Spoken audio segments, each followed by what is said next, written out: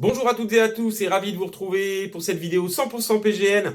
Je vous espère en pleine forme en ce week-end de Pâques. Un beau programme de course qui nous attend, plus joli d'ailleurs que la météo. Une réunion 1 du côté d'Auteuil, le prix du président de la République, des groupes 2 en pagaille, le Jean Stern, le Léon Rambaud, le prix Amadou. Réunion 5 du côté de Toulouse en semi-nocturne. La troisième étape du défi du galop. Joli programme également en plat. Avant de vous proposer donc ma sélection pour ce dimanche 20 avril, ravi de voir que de nouveaux passionnés rejoignent la chaîne et s'abonnent. Continuez de liker mes vidéos, ça me fait plaisir, c'est important. Et puis n'hésitez pas à commenter quand vous avez des chevaux en vue dans les sélections que je propose. C'est toujours intéressant de pouvoir échanger dans la bonne humeur et la bienveillance.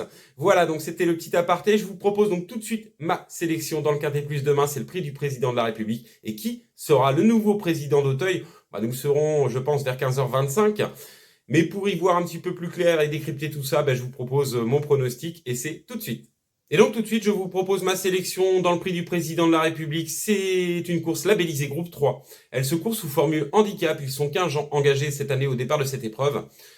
Il faudra tenir la distance, 4700 mètres, parcours de longue haleine, on emprunte le gros open ditch, le high ditch and fence, le juge de paix, donc attention, il faudra passer tous ces gros obstacles pour espérer être le président d'Auteuil demain. Je vous propose donc une sélection en 8 chevaux. Je vais vous faire part de ma base intégrale, de mes chances régulières et puis de mes outsiders. En tête, donc, comme vous le constatez, elle s'affiche en tête. Je mets donc le numéro 10, Iradius. Iradius, ça me paraît être la base intégrale de cette course. Je le suis depuis son retour à Auteuil. Au trot, on dirait qu'il est en retard de gain. C'est un très bon sujet entraîné par Anne-Sophie Paco. Il a été préparé pour ce prix du président de la République avec Nicolas Govnik. Je sais qu'il a un 4700 mètres dans les jambes, j'en suis sûr. Je compte sur lui. En tout cas, il me décevrait en ne terminant pas sur le podium. En deuxième position, le 6, Écho de Chandou. J'adore ce pensionnaire de la famille Pelletier. C'est un vieux tonton, il a 11 ans, il sait lire et écrire, il est troisième de cette épreuve en 2023. Il retrouve d'ailleurs des conditions valeur-poids similaires à 2023. Le terrain très souple de demain, ça va lui aller. Lui, il fait le parcours. C'est la surprise possible dans les 3 premiers de cette épreuve. En tout cas, moi, j'y compte. En troisième position, je mets le 3, Bénou. Bénou, c'est la course rêve du lutteur 3. Il finissait derrière Iradius. Monde de course en course, c'est l'entraînement de Marcel Roland et la montabile de Ludovic Philippon. Donc, je compte sur Bénou demain pour venir jouer les premiers rôles. En quatrième position, je mets le 8, Dr Caléo. Alain Coutil s'est préparé ses chevaux pour ce type d'événement.